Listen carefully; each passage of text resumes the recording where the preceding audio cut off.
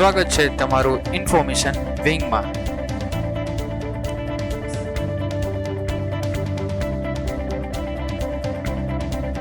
મિત્રો આપણને ખ્યાલ જ છે આરટીના ફોર્મ છે તે શરૂ થઈ ગયેલા છે અને તેની તારીખ છે 14/3/2024 થી 26/3/2024 સુધીમાં આપ ફોર્મમાં ભરી શકો છો। એટલે કે 26/3/2024 છે તે તેની લાસ્ટ ડેટ છે।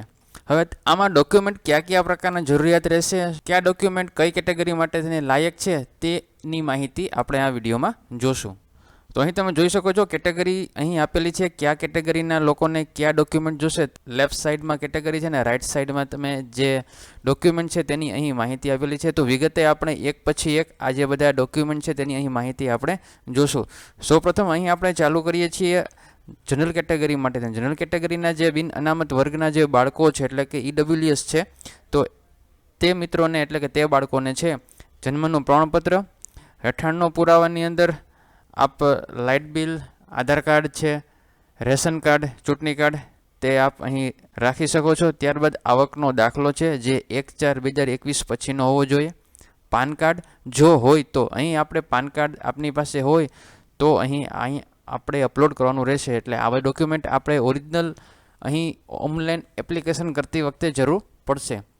જેમાં છેલ્લા વર્ષનું ઇન્કમટેક્સ રિટર્ન જો આપ રિટર્ન ફાઇલ કરતા હોય તો આપ રિટર્ન દર્શાવવાનું। જો આપની પાસે પાન કાર્ડ કે ઇન્કમટેક્સ ન ભરતા હોય તો એક સેલ્ફ ડિક્લેરેશન ફોર્મ આવે છે તે તમારે ભરવાનું હોય છે। એ ફોર્મ આ પ્રકારે હોય છે। આ રહ્યું સેલ્ફ ડિક્લેરેશન ફોર્મ, જેમાં આવકવેરાને પાત્ર આવક ન થતી હોવાનું એક ડિક્લેરેશન છે તે આપે અહીં દર્શાવવાનું રહેશે કે અમોને છે એ આવકમાં અમે આવતા નથી।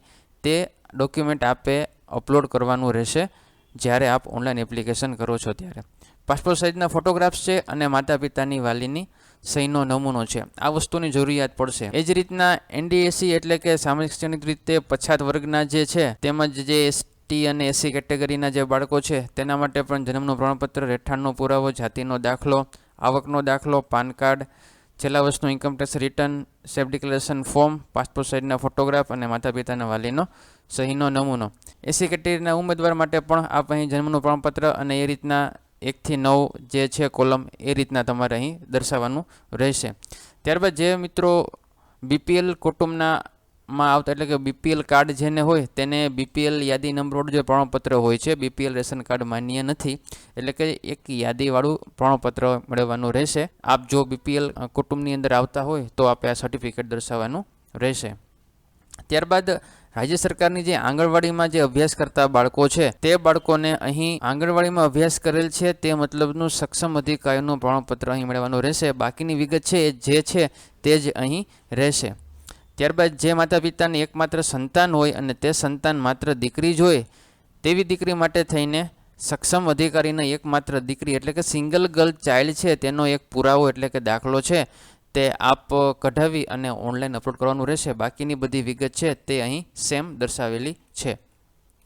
ત્યારબાદ ફરજ દરમિયાન જે શહીદ થયેલા બાળકો છે તેના માટે પણ અહીં કીધેલું છે સક્ષમ અધિકારીનો દાખલો છે તે મેળવવાનો રહેશે। ત્યારબાદ મંદબુદ્ધિ વિકલાંગ જે બાળકો હોય તેના માટે પણ સિવિલ સર્જનનું પ્રમાણપત્ર છે તે અહીં દર્શાવવાનું રહેશે। બાળ મજૂર જેના બાળકો છે એટલે મજૂરી કરતા બાળકો છે તેના માટે પણ લેબર અને રોજગાર શ્રમ અધિકારીનું પ્રમાણપત્ર છે તે મેળવવાનું રહેશે। એક્સ્ટ્રામાં બાલગૃહના બાળકો છે તેને પણ અહીં ચાઇલ્ડ વેલફેર કમિટીનું પ્રમાણપત્ર છે તે અહીં આપવાનું રહેશે અને જે અનાથ બાળકો હોય તેના માટે પણ CWCનું પ્રમાણપત્ર અહીં આપવાનું રહેશે। તો આ બધા જે કેટેગરીના બાળકો છે તેના માટે આ ડોક્યુમેન્ટ અપલોડ કરવાના રહેશે અને આ ડોક્યુમેન્ટ બધા અપલોડ છે તે ઓરિજિનલ જ આપવાના રહેશે। તો આ તે ડોક્યુમેન્ટની લગતી માહિતી। ફરી મળશું નવા વિડીયો સાથે।